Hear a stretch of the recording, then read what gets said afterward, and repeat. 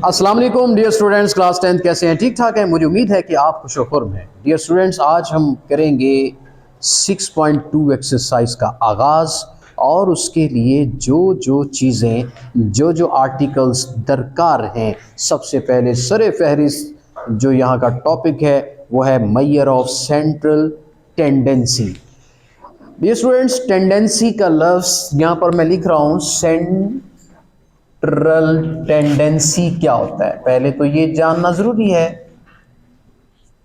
Tendency कहते हैं रुझान को,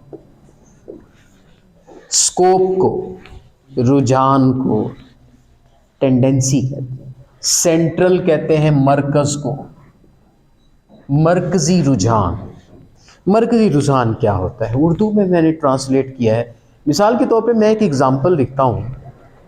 एक स्टूडेंट है मेरा और उसने कुछ मार्क्स लिए हैं। मार्क्स क्या क्या लिए हैं? इंग्लिश में उसके मार्क्स हैं जी 100 में से 70, मैथ्स में उसके मार्क्स हैं 80, उर्दू में उसके मार्क्स हैं 70, और कौन सा सब्जेक्ट है जी, साइंस में उसके मार्क्स हैं 90, और आईएएस में उसके मार्क्स हैं 50, और पीएस में उसके मार्क्स हैं 55।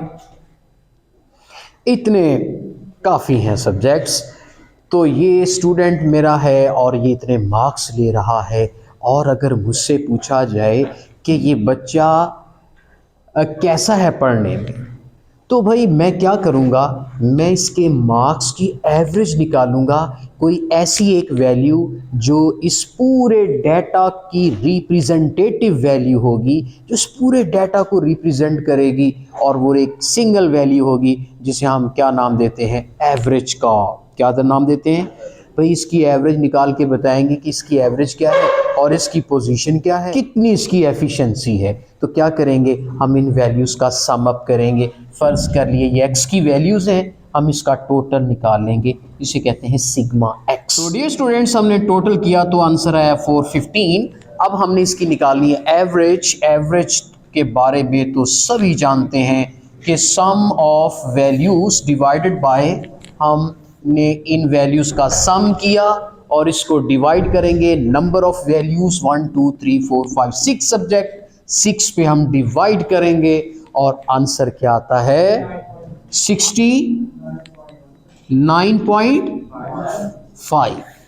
तो ये है वो सिंगल वैल्यू जो इस पूरे डाटे को रिप्रेजेंट कर रही है।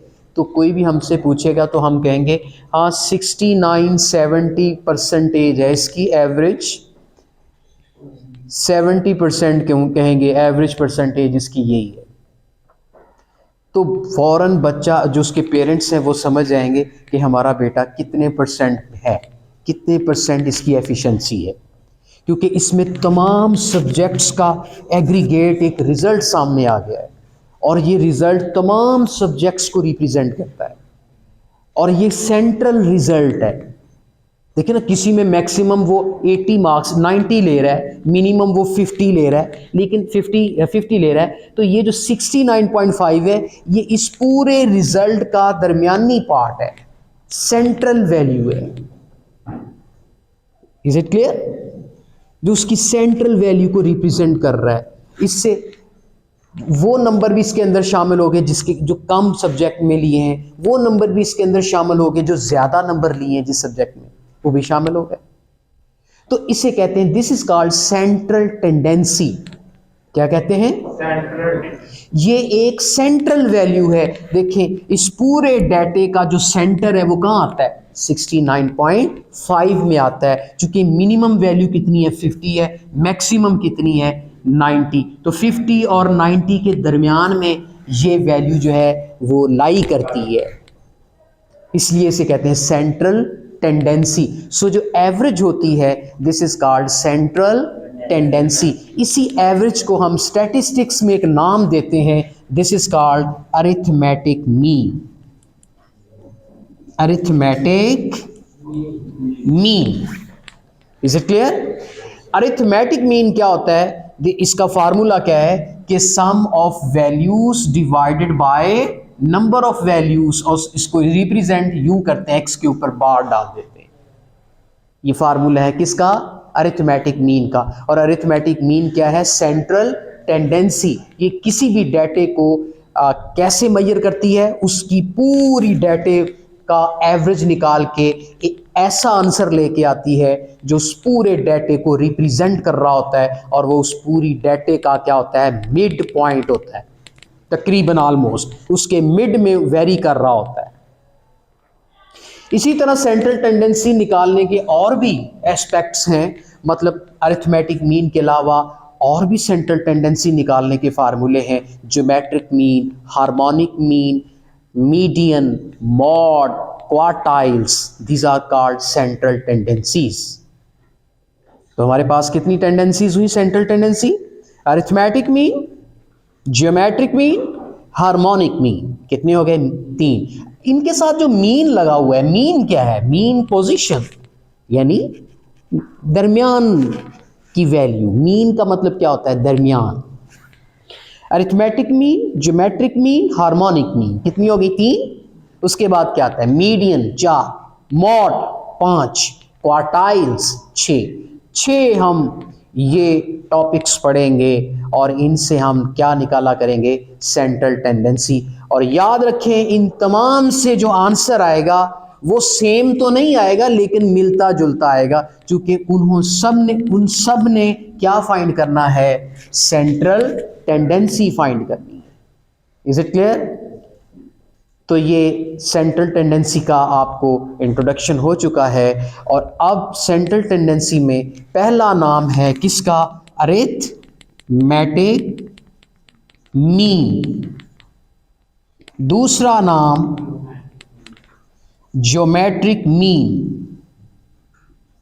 ठीक है।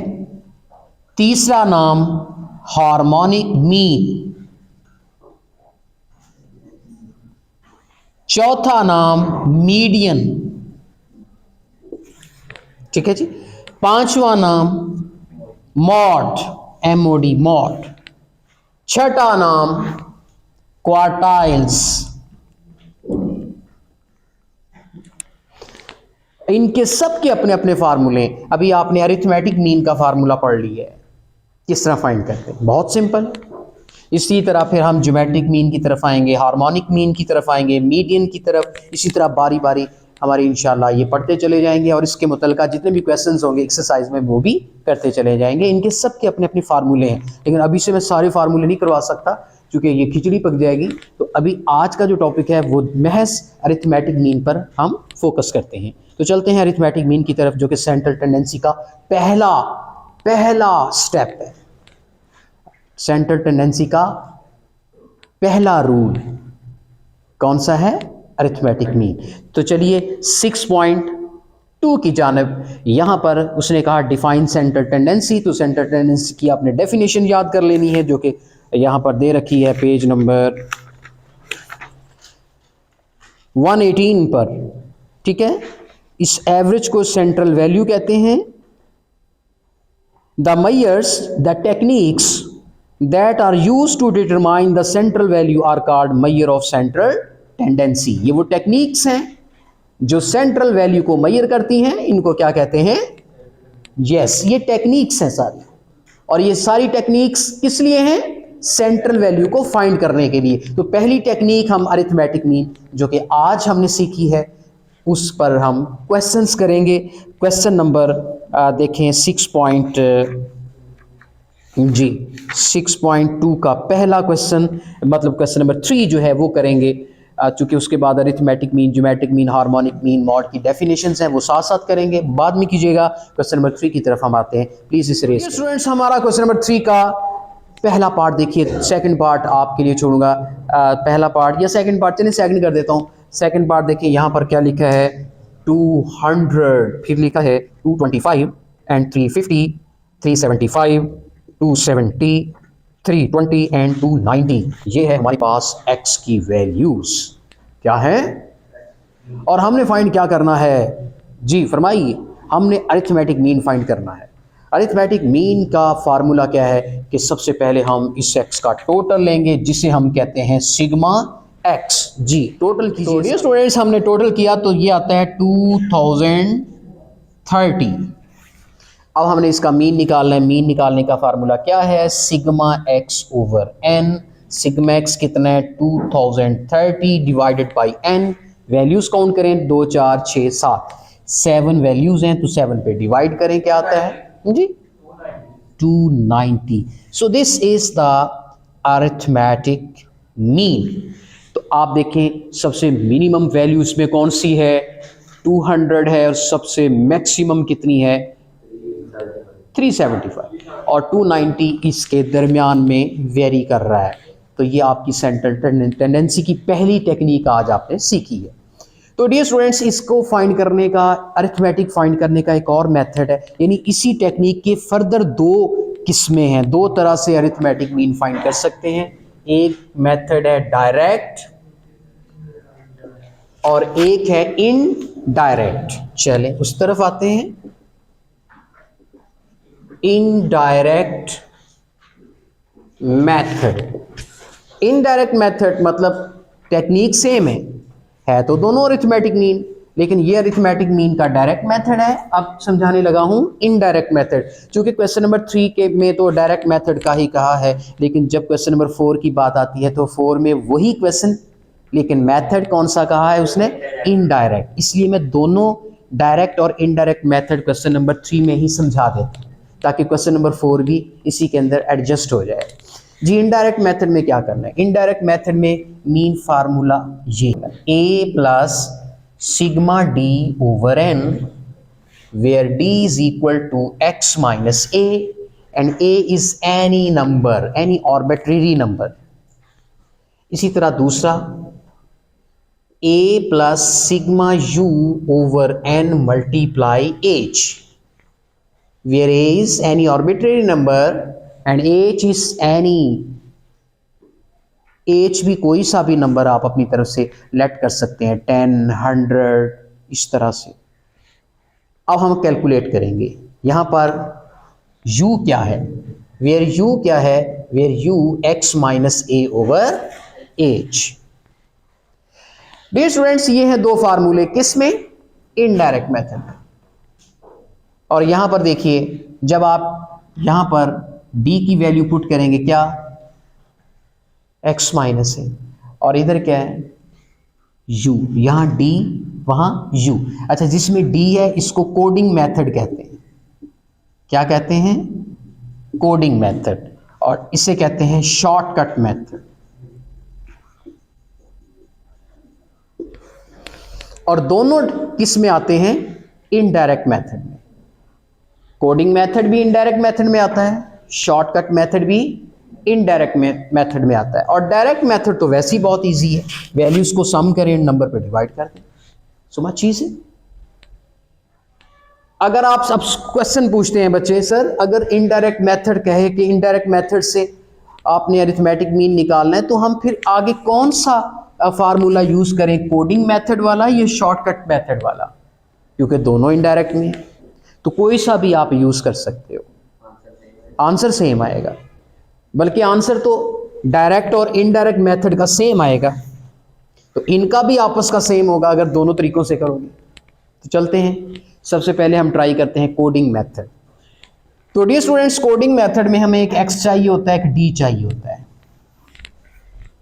x तो यही है, कितना है जी 200 225 350 75 270 320 290। तो d हमने अब फाइंड करना। तो d कैसे फाइंड करेंगे, d x से ही बनेगा, यानी x की वैल्यू में से a को माइनस कर दें। अब a कौन है, a is any arbitrary number. आप a अपनी तरफ से भी डिसाइड कर सकते हैं, a इसमें से भी ले सकते हैं। आप कोई ऐसा ले लें, कोई दरमियान में आप a ले लें, या आप अपनी तरफ से कोई a 100 ले लें, कुछ भी ले सकते हैं। अच्छा ये a क्या करता है, ये इस x की वैल्यू को डिक्रीज करता है, उसकी अमाउंट को क्या करता है, कम कर देता है। जब एक कांस्टेंट चीज उसमें से माइनस कर देंगे तो वो x की वैल्यूज क्या हो जाएंगी, कम हो जाएंगी। अब आप कहेंगे सर फिर आंसर कैसे सेम आएगा, जब आपने x की वैल्यूज को ही चेंज कर दिया फिर अरिथमेटिक मीन्स कैसे सेम आ जाएगा। तो भाई देखें, जो चीज आपने माइनस की है उस फार्मूले में प्लस भी तो हो रही है, वो तो कट जाएगी। जो चीज आप डाटे में से माइनस करेंगे, डाटे को डिक्रीज करेंगे, वही ए इधर प्लस भी तो हो रहा है, तो बात तो वही आ जाएगी। चलें करके देखते हैं, लेकिन इससे क्या होगा, डाटा जरूर शॉर्ट हो जाएगा। चलें अब इस तरह करते हैं, x की वैल्यू में से मैं, अब आप कोई बच्चा कहता है सर अगर a की वैल्यू मैं यहां से 320 सिलेक्ट कर लूं फिर भी सेम आएगा। a की कोई सी वैल्यू ले लें, इसके अंदर मौजूद हो या इसके अंदर मौजूद ना भी हो तब भी सेम आ जाएगा, क्योंकि वही a आपने जब उसमें प्लस करना है तो वो बैलेंस हो जाएगा। अब देखिए, अब मैं क्या करने लगा हूं, अब मैंने खुद सोचने की बजाय a यहां से सिलेक्ट कर लिया है, और कौन सा सिलेक्ट किया है, 375। आप कुछ चेंज भी कर सकते हैं। चलें 375 से करते हैं जी। 200 में से 375 को माइनस करें, क्या आता है, माइनस 175। ओके, अब 225 में से 375 को माइनस करें,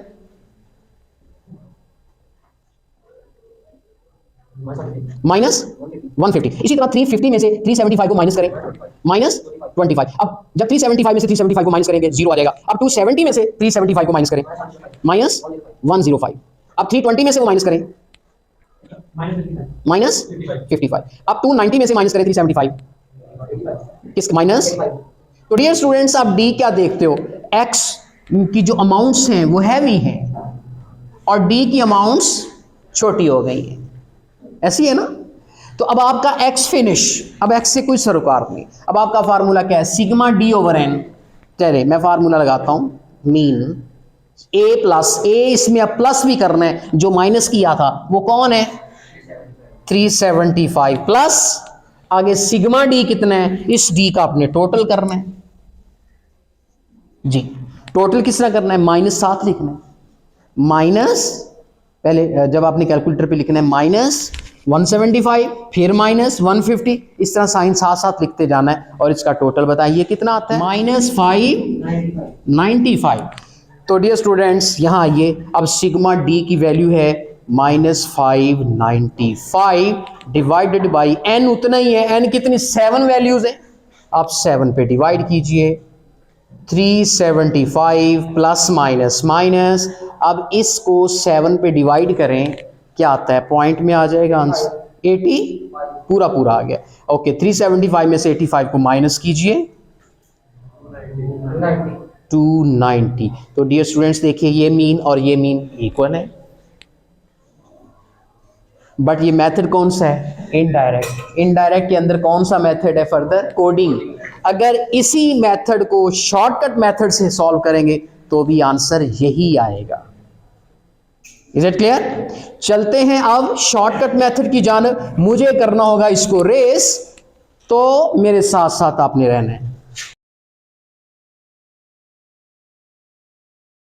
स्टूडेंट्स, अब मेरे पास x वही वैल्यू है और अब मैंने क्या फाइंड करना है, u। मेरा वेरिएबल बदल गया, अब d नहीं है, अब वेरिएबल है u शॉर्टकट मेथड के लिए। तो है कोडिंग मेथड, लेकिन आगे फर्दर डिवाइड हो गया किसमें, 2 किस्मों में, एक शॉर्टकट मेथड, एक कोडिंग। कोडिंग वाला मैंने आपको समझा दिया है, अब मैं आ रहा हूं शॉर्टकट मेथड की जानिब।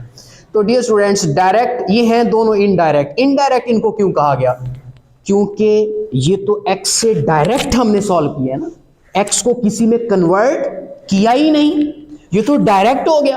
और जब x किसी u में कन्वर्ट होता है या x किसी d में कन्वर्ट होता है, वो मेथड कौन सा बन जाता है, इनडायरेक्ट।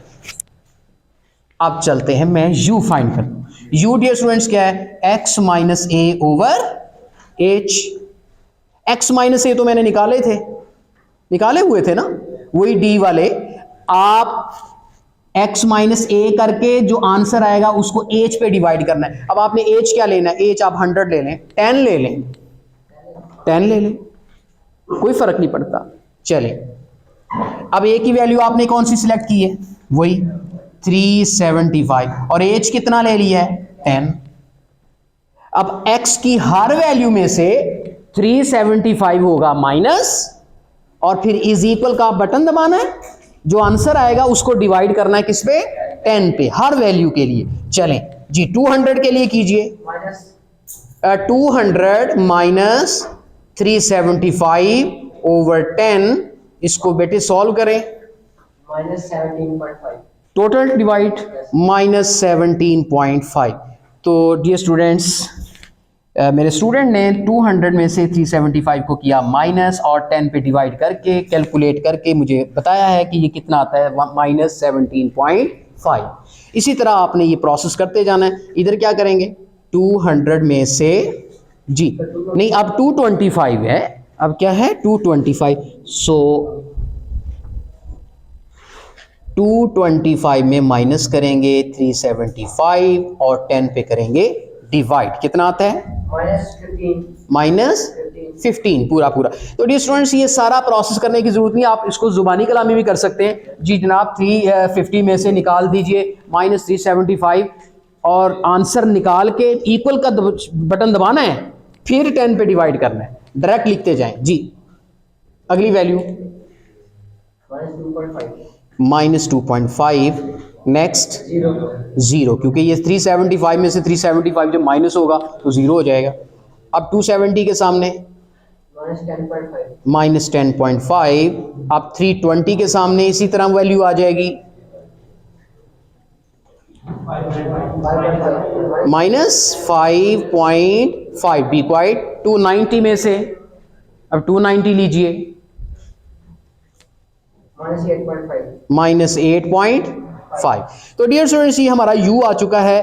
पहली दो वैल्यूज यहां पे लिखी गई हैं, अगली ये वैल्यूज लिखी गई हैं। अब इनका क्या लेना है, टोटल सिग्मा u करना है। तो देखिए सिग्मा u, इसका बेटे माइनस उसी तरह साथ साथ लगा के इसका टोटल कीजिए -59.5। तो डियर स्टूडेंट्स, अब ये शॉर्टकट मेथड, ये तो बताया गया कि u किसके बराबर है। असल फार्मूला जो है वो ये लिखा हुआ है, इसमें आपने वैल्यूज पुट करनी है। a की वैल्यू मेरे पास क्या है, वही 375।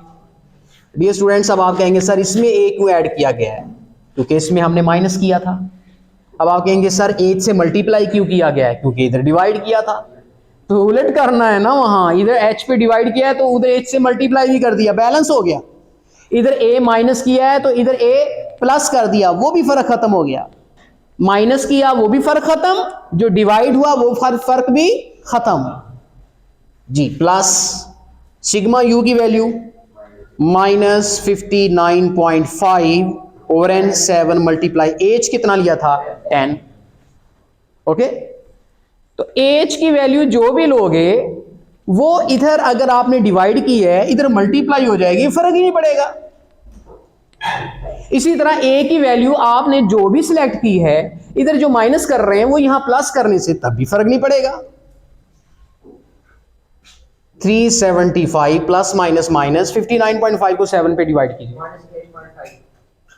-8.5 7 पे डिवाइड हो गया। आगे मल्टीप्लाई 10 कीजिए -80। जब 8.5 को बेटे 10 से मल्टीप्लाई करेंगे तो ये बन जाएगा 85। तो 375 में से 85 को माइनस कीजिए तो पूरा पूरा आंसर कितना आ जाता है 290, यही आंसर आया। और हमने कोडिंग मेथड से किया तब भी 290 आया, हमने शॉर्टकट मेथड से किया तब भी आंसर 290 आया, और जब हमने डायरेक्ट मेथड से किया था तब भी आंसर वही आया 290। तो डियर स्टूडेंट्स, मुझे उम्मीद है कि आज का क्वेश्चन नंबर 3 और क्वेश्चन नंबर 4 आपकी समझ में आ चुका होगा। एक इसका जो पार्ट है वो मैं आपके लिए छोड़ रहा हूँ, एक पार्ट जो सेकंड पार्ट है वो मैं कर चुका हूँ, और मुझे उम्मीद है कि फर्स्ट पार्ट जो है क्वेश्चन नंबर 3 का आप दोनों तरीकों से हल कर सकते हो, चाहे वो मेथड डायरेक्ट हो चाहे वो इनडायरेक्ट हो। और इनडायरेक्ट के भी आगे 2 मेथड आपने यूज़ करने, एक कोडिंग मेथड और एक शॉर्टकट मेथड। इंशाल्लाह कल फिर दोबारा हाजिर होंगे, तब तक के लिए इजाज़त चाहता हूँ। अल्लाह हाफिज़।